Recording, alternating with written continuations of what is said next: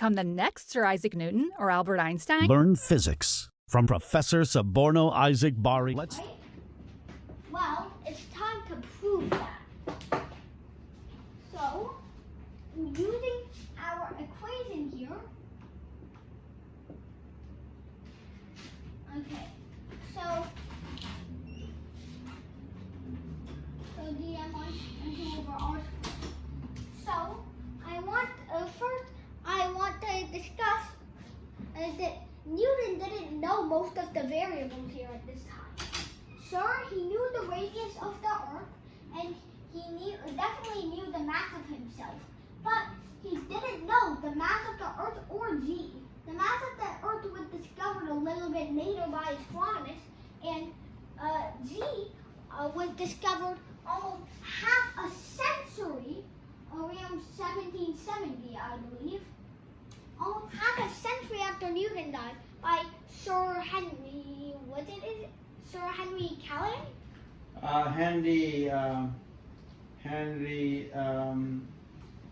So many Henry around, but who discovered the capital Z.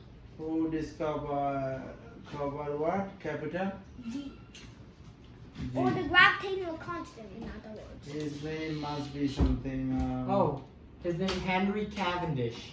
1750. Cavendish. Well, that's still about 20 years after Newton died. I didn't even know what you were talking about, but suddenly his name popped into my brain. So, Henry, yeah. So, that's the guy who discovered it almost. Definitely not Henry Kissinger. Oh, God. But it's not. There's nothing there. It's the newspaper. But it's okay. So. I didn't send him anything. So. Yeah, Professor. Okay then. So, let's see now. Let's first calculate the force on the moon, like Earth, say. By an apple, say. Oh, I see. So an apple, I'd estimate about 0.5 kilos. I'm not sure. What is the mass of an apple in kilos? Like 0.05? Yeah, about that. 0.03. Yeah, Just about that. I'm going to use multiples of 5, and I know the regular mass of an apple is like, what, 5 grams? Something? Yeah. I honestly don't know or remember. Okay, so this is 50 grams, by the way. So a 50-gram apple, let's see how much force the Earth would exert on it. So at G equals, now we know G.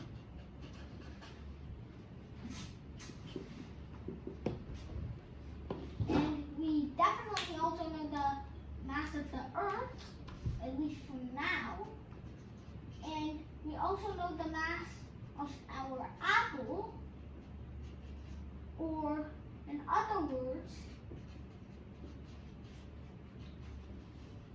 and then all divided by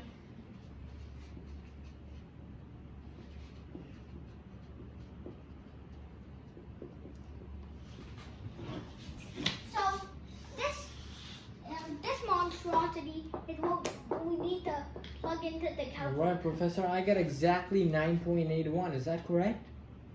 No, it shouldn't be exactly 9.81. Well, that's what my calculator Very is. close to 9.81. It's about 9.809 if I remember correctly. Well, if I'm looking at it correctly, 9.81. Yeah.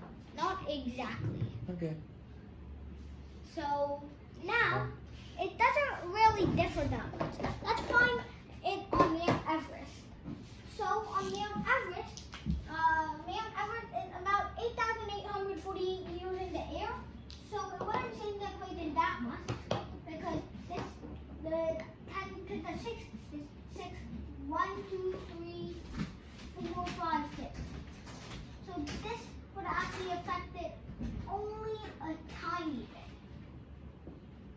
So 6.37, so basically 6.38. No, So now, even with this is going to be 9.79. And that's why near the surface of the Earth at least, it's practical to use 9.81 everywhere. Or just 10, right, Professor? No, nobody uses 10 unless you're radically estimating. So now, Are we going to do Newton's proof of the universal law yes. of So gravitation? in fact, Z or the mass of the Earth was never discovered during Newton's reign. So I first need to hand in a few. I need to hand in a few papers for approval. Oh, sure, Could Professor. you hand me those? Yeah. I'll give you my Seem to forget what they are. Sorry, I left my homework home. So, but in the meantime, why don't you talk to the viewers about Newton? So What do you know about Newton? Newton didn't know Z were the mass of the Earth at the time. So what he had to do was he had to take the ratio between the acceleration of the. We had to take a ratio between acceleration. So right now this was just a demonstration of the force of gravity in the little tiny proof of 9.81. So. Professor, how about we take a look at Newton's law of gravitation for homework? Yeah. The topic of next time will be the proof of Newton's law of gravity. Subscribe to Bari Science Lab to fall in love with math and science, especially programming.